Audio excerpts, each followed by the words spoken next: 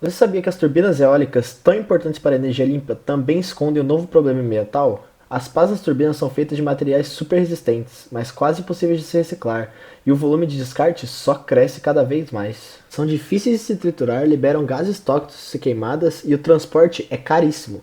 Só no Brasil, mais de 150 mil toneladas serão descartadas até 2035.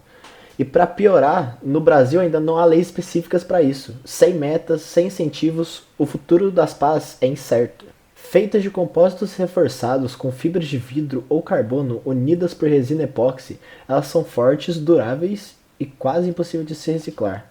E o problema não é só aqui no Brasil. Até em 2050, mais de 40 milhões de toneladas de pás devem ser descartadas no mundo inteiro. É hora da engenharia e das políticas públicas entrarem em ação, porque energia limpa também precisa de descarte consciente.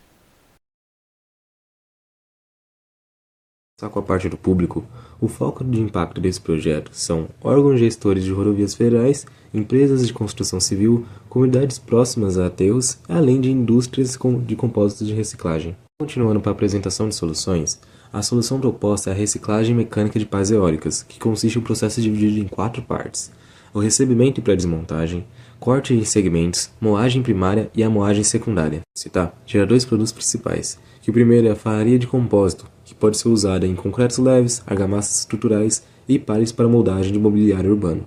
O segundo é a fibra curta, que são aplicadas em termoplásticos como PP e PE para peças automotivas, painéis acústicos e reforços de chapa. No processo, podemos destacar 3 principais, que um é a utilização de uma rota já consagrada sem a necessidade de reatores muito sofisticados. O segundo é a menor emissão de gases nocivos em comparação com processos como a pirólise.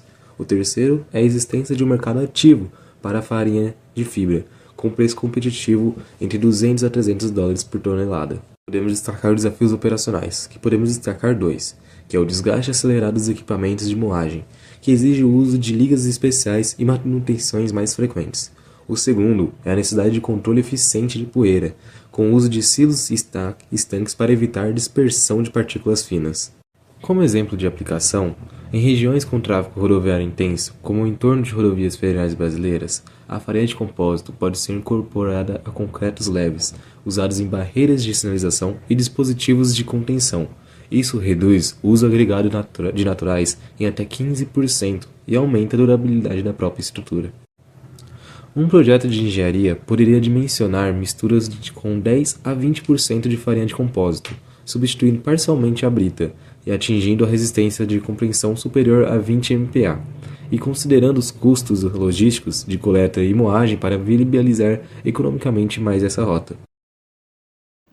Entre os impactos positivos da adoção dessas soluções, podemos destacar a redução do volume de resíduos sólidos, o que diminui a pressão sobre aterros e contribui para um ambiente mais limpo.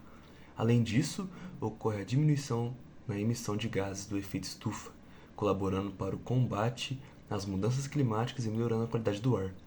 Outro aspecto relevante é a geração de empregos, principalmente em áreas como logística reversa e reciclagem, que ajuda a movimentar a economia de forma sustentável. Também vale ressaltar a economia de materiais e energia que surge com o reaproveitamento de recursos, reduzindo custos e a necessidade de extrair matérias-primas novas. Por outro lado, é importante discutir as limitações que ainda existem nesse processo.